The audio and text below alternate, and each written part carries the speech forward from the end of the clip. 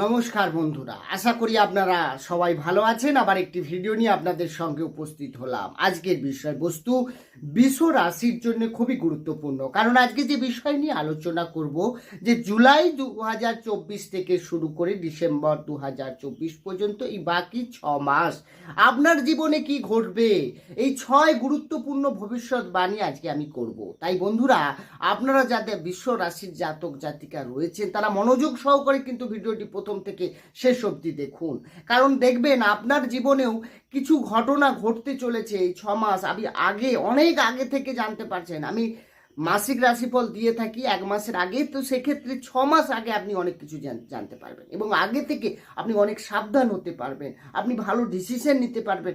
আপনার দেখবেন এই ডিসিশনই আপনার ভাগ্যকে পাল্টে দিতে পারে, আপনার জীবন ধারাকে অন্য দিকে নিয়ে চলে যেতে পারে। তো আপনি আগে থেকে, সেটা ভালোও হতে পারে খারাপও হতে পারে, আপনাকে মনোযোগ সহকারে ভিডিওটি প্রথম থেকে শেষ অবধি দেখতে হবে। দেখার পর যদি আপনার ভালো লেগে থাকে, পারলে চ্যানেলটিকে সাবস্ক্রাইব করে আমাদের সঙ্গে থাকুন। সাবস্ক্রাইব করলে পাশে থাকা বেল আইকনটি অবশ্যই প্রেস করে রাখবেন, কারণ এই ধরনের ভিডিও নোটিফিকেশান কিন্তু আপনি সহজে পরবর্তীকালে পেয়ে যাবেন। আসি মেন আলোচনায়। তাহলে যখনই জুলাই শুরু হবে, আপনার রাশির সাপেক্ষে গ্রহের অবস্থান কেমন থাকছে। আপনার রাশিতে তো বৃহস্পতি অবস্থান করে থাকবে, একাদশভাবে থাকবে রাহু, দশমে থাকছে শনি। আপনার রাশির পঞ্চমে কেতু, দ্বিতীয়ভাবে অবস্থান করে থাকবে রাশির, সে হলো শুক্র, তার সঙ্গে সঙ্গে আপনার রবি। তৃতীয়ভাবে অবস্থান করে থাকবে বুধ। বন্ধুরা, গ্রহের অবস্থান যা থাকছে সেই অনুযায়ী আমি দেখে নেব প্রথম যে গুরুত্বপূর্ণ ঘটনা বা কিছু ভবিষ্যৎবাণী রয়েছে। প্রথম সেটা হচ্ছে কি না, বৃহস্পতি, হ্যাঁ, দেবগুরু বৃহস্পতি, যে কিনা আপনার রাশির অষ্টম এবং একাদশ ঘরের অধিপতি গ্রহ, সে আপনার রাশিতে অবস্থান করে থাকছে প্রথম অবস্থায়। তাহলে ফার্স্ট হাউসে বৃহস্পতির অবস্থান আপনাকে কি ফল দিতে চলেছে। এবং বৃহস্পতি কিন্তু এই 6 মাস কোনো রাশি পরিবর্তন করছেন না, তার মানে 6 মাস একইভাবে সে কিন্তু বৃষ রাশিতে অবস্থান করে থাকবে।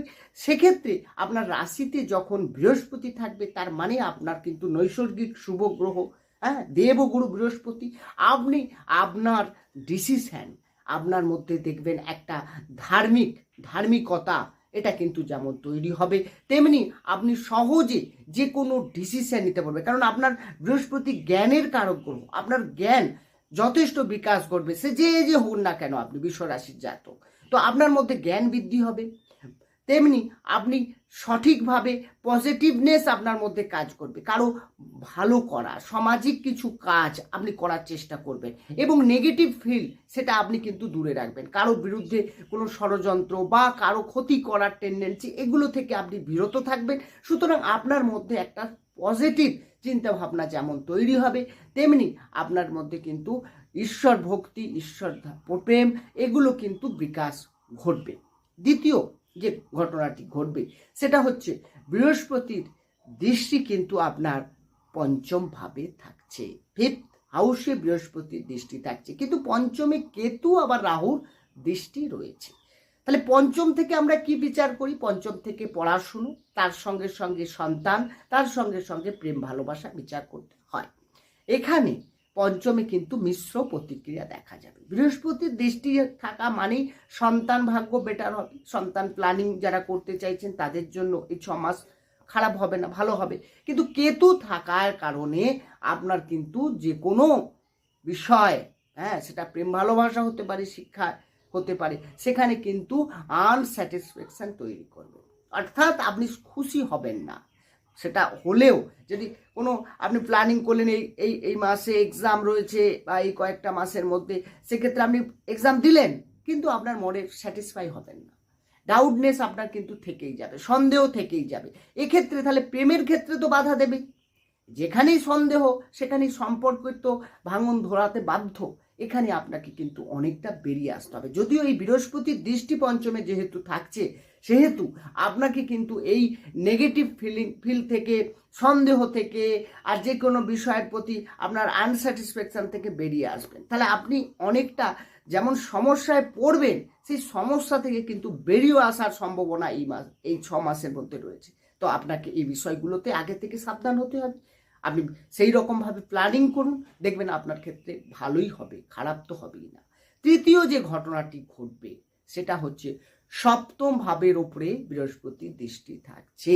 তাহলে সপ্তম ভাব থেকে আমরা কি বিচার করি? বিজনেস বিচার করি, তার সঙ্গে সঙ্গে আপনার বিচার করা হয় বিবাহিত জীবন। তাহলে বিবাহিত জীবন যারা, অর্থাৎ বিবাহিত জীবনের মধ্যে যারা রয়েছেন বিশ্বরাশি, বা যারা নতুন বিয়ে করতে যাচ্ছেন, অবিবাহিত রয়েছেন, তাদের ক্ষেত্রে এই 6 মাস কিন্তু অনেক বেটার। বৃহস্পতির দৃষ্টি যেহেতু থাকায় আপনার মধ্যে কিন্তু যেমন বিয়ের যোগাযোগ তৈরি হবে, তেমনি আপনার ফ্যামিলি লাইফে কোনো সমস্যা থাকলে সেখান থেকে বেরিয়ে আসতে পারবেন এবং আপনাদের দুজনের মধ্যে ভালো ফিলিং তৈরি হবে। আপনার লাইফ পার্টনারের কোনো কেরিয়ার বা ভাগ্যে ডেভেলপ দেখাচ্ছে, তার মধ্যে একটা ধার্মিক চিন্তাভাবনা তৈরি হতে পারে, আপনার মধ্যে কিন্তু সেটা আগেই অলরেডি রয়েছে। তো সেই জায়গা থেকে কিন্তু বিবাহিত জীবনকে অনেক ভালো করবে, রিলেশনকে অনেক মজবুত করবে, ফ্যামিলি লাইফে সমস্যা থাকলে সেগুলোকে মেটানোর চেষ্টা করবে। সুতরাং আপনারা দুজনে মিলে কোনো প্ল্যানিং করতে পারেন, দুজনে মিলে কোথাও ঘুরতে যেতে পারেন, সেক্ষেত্রে আপনার ক্ষেত্রে ভালো এই 6 মাস রয়েছে। পঞ্চম যে ঘটনাটি ঘটবে বন্ধুরা, পঞ্চম যে ঘটনাটি ঘটবে সেটা হচ্ছে রাহু আপনার একাদশ ভাবে অবস্থান করে থাকছে। রাহু মানে হচ্ছে একাদশ ভাবে, রাহু কিন্তু অনেক শুভ ফল দেয়। রাহু মানেই খারাপ সেটা নয়, কিন্তু একাদশ ভাব মানে প্রাপ্তির জায়গা, একাদশ মানে আপনার আয়ের জায়গা। তাহলে হঠাৎ আয়, এটা কিন্তু দেখাচ্ছে। এটা অনেক সময় রাহু করে যে আপনার অনেক দিন ধরে কোনো টাকা আসার কথা ছিল, আসতে কোথাও বাধার সৃষ্টি হচ্ছিল, বারবার সে দেবে দেবে দেবে করে দিচ্ছে না, বাধা।